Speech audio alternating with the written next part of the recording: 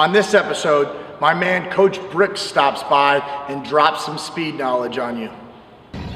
If I gotta wake you up to motivate you to change your life financially, your status, the rest of your career, I'm not the right coach for you.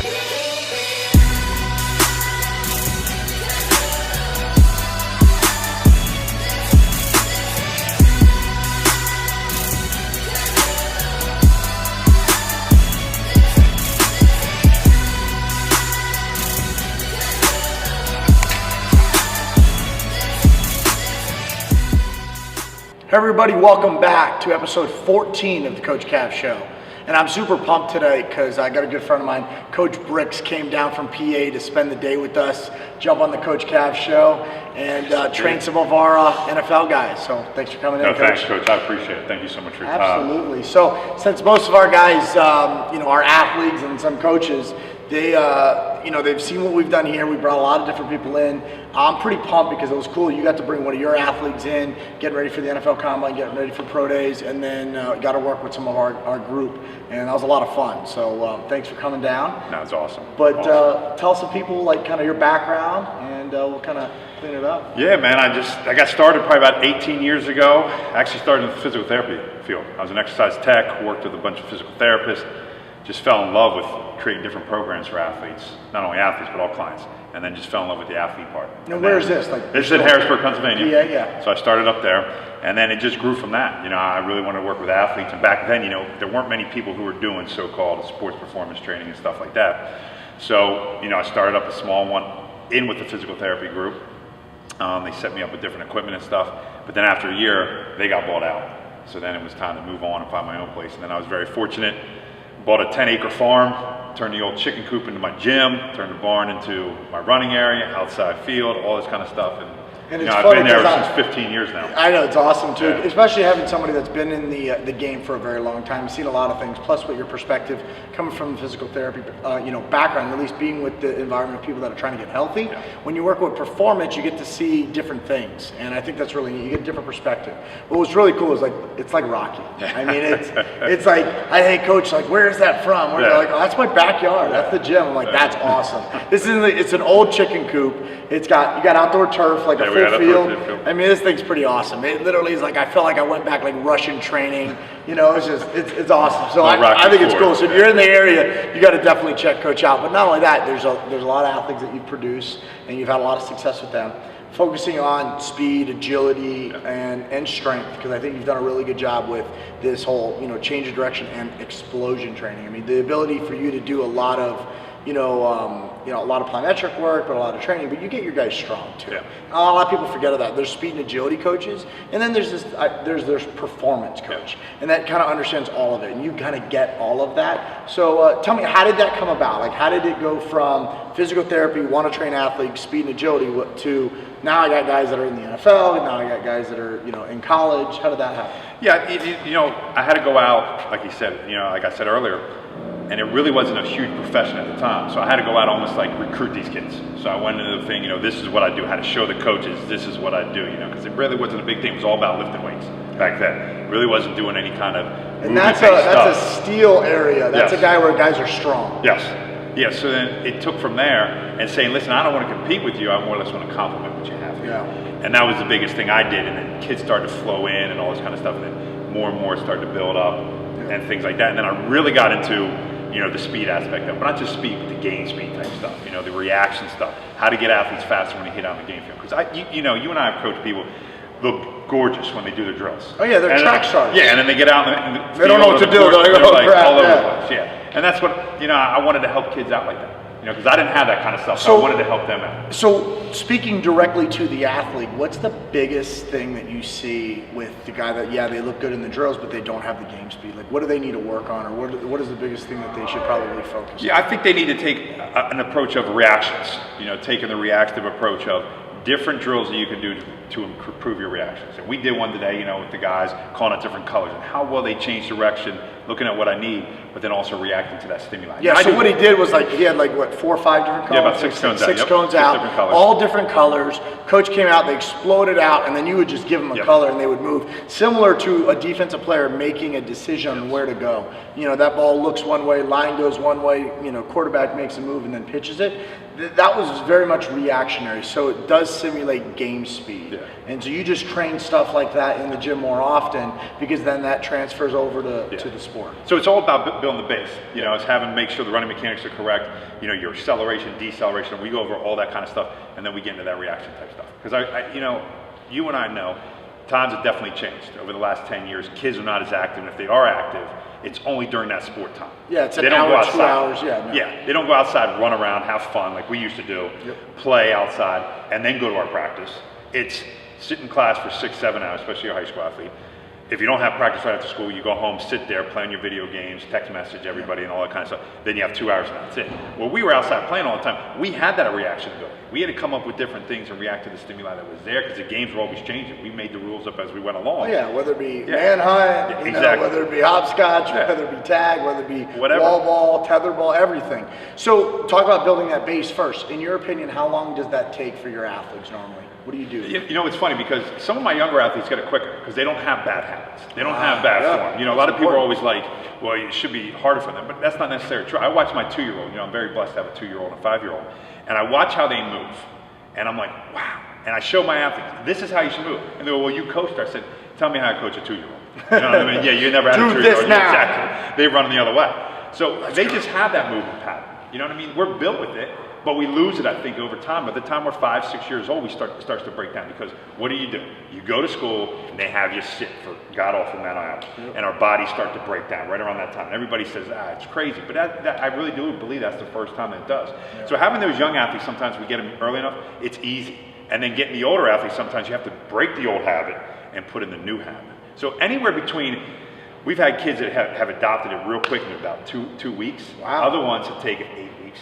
9 weeks, 10, but we constantly work on it. It's not like, hey, we're done with 2 weeks and we're done. Yeah. So what about like a strength foundation or just the movement mechanic foundation? Like strength foundation is going to take, 10, 15 years for some people. Yeah, a lot of people think they're advanced lifters and they're in high school. I'm like, come on, you haven't really lifted hard year round for 5, 10, 15 years. But like just to build the base of like, your basic lifts, how long is that taking you with your athletes? Our athletes, we typically start them out, with some body weight, especially with the squat stuff, just keeping some stuff simple and things like that. And we don't always do just body weight. Everybody gets under this impression, all body weight stuff when they're real young. I'm like, well, some kids can't do push-ups and they can't do pull-ups as young. They're too heavy. Exactly. So we'll take 5 pounds and 6 pounds, 6 pounds or whatever, and start doing some different exercises with them. And it's less stress on their body than if they were doing the push-ups or the pull-ups. Of course, yeah. And so they're building that strength base. So typically it takes us a long time actually to start building the foundation that we need. My main thing is getting the movement pattern correctly. Now I know everybody's different. You take us, we might have a slightly different squat variation, and that's okay. Anatomically, we're going to have different bodies, exactly. And based upon our backgrounds, different habits that we've built into our bodies. So those patterns now are ingrained by creating bad habits because of what we've been doing. We adapt to our situations. Exactly. So yeah, kids do that. So I think once you build that base from a strength-based standpoint, a movement pattern standpoint, a relative body strength, and then you start working on speed, mechanics, acceleration, deceleration, the ability to re-accelerate, then you get to add those other stuff, and it's a lot of fun. Other than the drills that we did today, any tips that they could do right now, take at home? Like what drills can they do? Yeah, this is a big. One of the drills we did. One of the drills we did earlier. Just get somebody out there, whether it's your brother, sister, friend, whatever, and chase. Do chases. You know what I mean? And we talked about it. I talked about it earlier with the group. There's 2 ways to get faster. Those simplest ways: either chase somebody or be chased. You know what I mean? If you can do that, you're going to work on your speed. Yeah, the mechanics have to come. Don't get me wrong. I understand. That's once you learn it. But do those basic drills, and you can just see yourself just go through the roof. We have kids do that, and plus it's fun. Sometimes we get in the habit of it's got to be pound these kids into the ground, and we forget, hey, you got to have some fun. Absolutely, the stuff we did out here, visual reaction training at the end, awesome. Having a good time. Love it. Just to kind of let loose to know that, hey, and the crazy part is they were more tired. Exactly. They were more tired doing that. But they had more fun. Yeah. They wanted to run back. They kept running back to do the next thing, and that's what it is. Sometimes they're not as tired when they're doing regular drills, but they're like, man, I got to do this drill again. Yeah. But when they have that fun, it's like, all right, I'm going right back. Yeah. And they're joking and laughing, and you're getting out what you want. they're putting the work in, they're doing the drill correctly, and it's fun. And I think that's what we forget. And that's going to be my challenge to you. It's going to be, can you, number one, get out of the bad habits, the first thing, so you can build your foundation. Number two, get your relative body strength up to where it needs to be, so then you could have good mechanics and maintain them through acceleration mechanics, change of direction, re-acceleration. And then the last thing is, can you go out there and compete? I mean, you used a great analogy. We have a 6'8", 310-pound dude in here right now, and it's like, hey, if he was running after you with a bat, you would run pretty fast, right? And then we have another guy who's like, hey, if he was handling, he had a bag of cash, would you run at him, right? You're going to run faster. Yeah. So it's like, yeah, you do need to run away from things, and yes, you do need to chase things. And I got to ask you as athletes, like, what are you chasing, right? Some people run away from stuff, right? Maybe some good stuff, maybe some bad stuff. But I really care more about what are you chasing. And if you're chasing excellence, if you're chasing to be the best, then you're going to have to imagine that bag of money. I'm going to be a lot more motivated for that $1 million on the line than maybe that $5, Happy Meal at McDonald's. That's not going to really excite me. Maybe some ice cream might, but I'm going to be really excited to see what my goals are, what my dreams are on the line, and that's what I want to chase. So not only physically in the games, but also mentally. If you're actually chasing something really big, because I think that every athlete needs to have goals, you chase something big, you're going to have a lot more intention when you move. And if you're chasing something in actual real life, like when you're training, then all of a sudden I think you're going to have better activity, better form. You're going to have a lot more fun too, in my opinion. So going on to that direction, do you set goals with your athletes? Do you meet with them? Do you say, okay, here's the things that we got to accomplish? Or do they come into you with a specific purpose and they just are always on point? Yeah, I wish they were always on point, every athlete, that'd be great. But yeah, we set goals. I want to see what they want to accomplish, because this is for them, this isn't for me. I want to see where they want to go. And then I look at them and evaluate and say, all right, listen, you could get there. This is what's going to take, and then there's a plan to get to that point. And that's what we help them out with, helping them rise up to get to that point. Because a lot of kids don't know. They think just going and playing all year round baseball is going to make me get into the major leagues or give me that full scholarship, but that's not true. You're playing, we know, if you specialize in something way too early, it's going to break your body down. So you need to train and do different things, set goals and all that kind of stuff. So we sit down, it's not just goals of, well, I want to lift 300 pounds or I want to squat 700 pounds, whatever. That's not just all of it. It's about what their life goals are too. Because I think that's just as important as any performance goals. What do you want to accomplish in life? What do you want to get out of life? What's in the next, 2 weeks, 6 months, a year? What do you want to be when you grow up? Those kind of things, I think, because it gets those kids thinking. If we can get them thinking, I think we can have a better product, not only, in the classroom, but also on the field. Absolutely. And I think when you talk about kind of like what do you want to accomplish in life, I think that training builds discipline.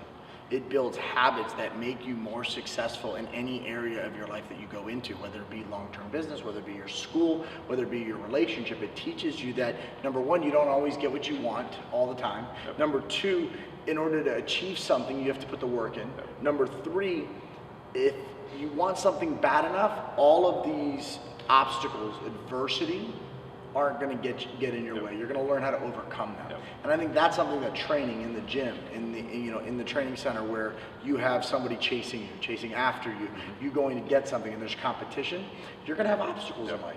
And if you learn to overcome those, I think you're going to be able to take those same habits and overcome them in other areas of your life as well. So, and I do encourage, setting goals. I do encourage that you have, a plan in place. I think more importantly, you need to have the right people in place. Yep. And I think that's an interesting one. And I think that's why, for me, bringing in people like yourself, that we've had a relationship for a while. Like I spoke at a conference you were speaking at. We met, we hit it off. We were talking about the same topic, which is interesting. And I think in our industry, there's way too many people that think to themselves, like, I'm better. Like, I'm better than you, right?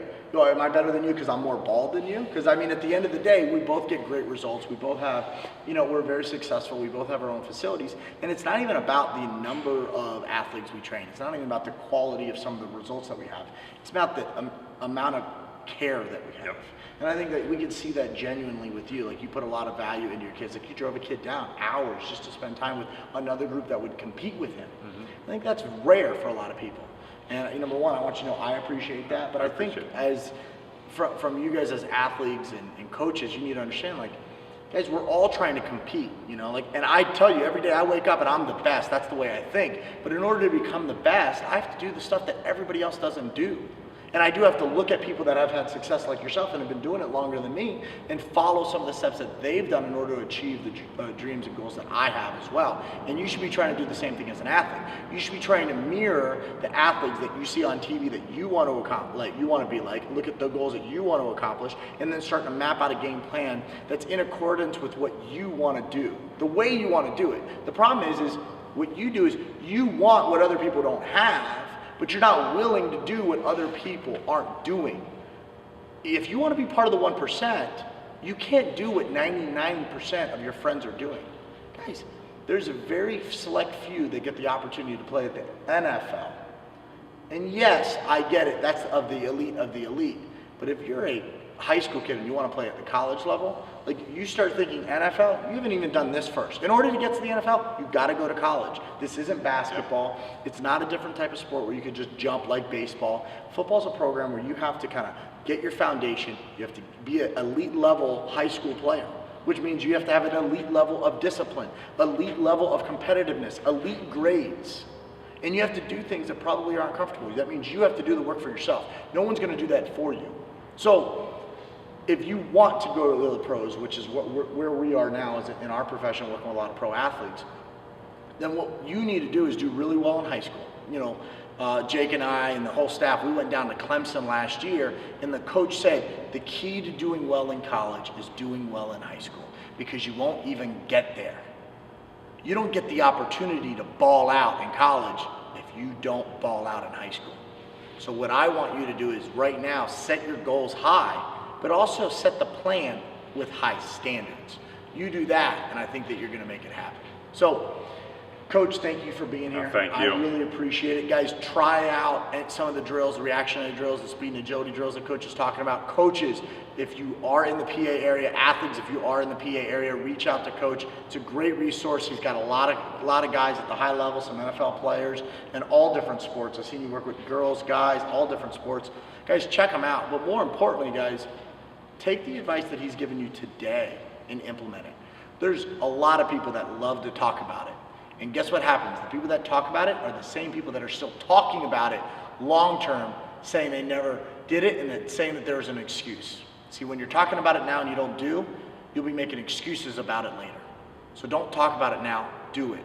Make it happen. All right? I'm proud of you for you taking the time to invest in yourself, but more importantly, invest in yourself on the field, invest in yourself in the training room, in the gym, and I know that you're going to achieve your goals. Coach, thanks again. Coach, man, let me just give a shout out to Coach. Thank you. I appreciate you allowing me to come down, sit and listen, watch what you guys do and stuff like that. And I think that's a big part of any profession, learning from others, learning different drills. Like you said, if I took one thing away, then I gained something. And I think that's where a lot of people mess up in this world. Kids don't want to go compete against somebody else because they might not be the best. Well, guess what? You got to go to the best. If you want to be the best, you got to go see what the best is and then rise above it, what you can do above that. And that goes for anything, any profession out there. So kids, make sure you go out and push yourself to be the best. Coach, I greatly appreciate it. This guy was gracious enough to bring me down and take care of one of my athletes. So thank you so much, Coach. Thank you, Coach. And you heard it from Coach, man. It's a guy that's been there and done it. Now it's your turn.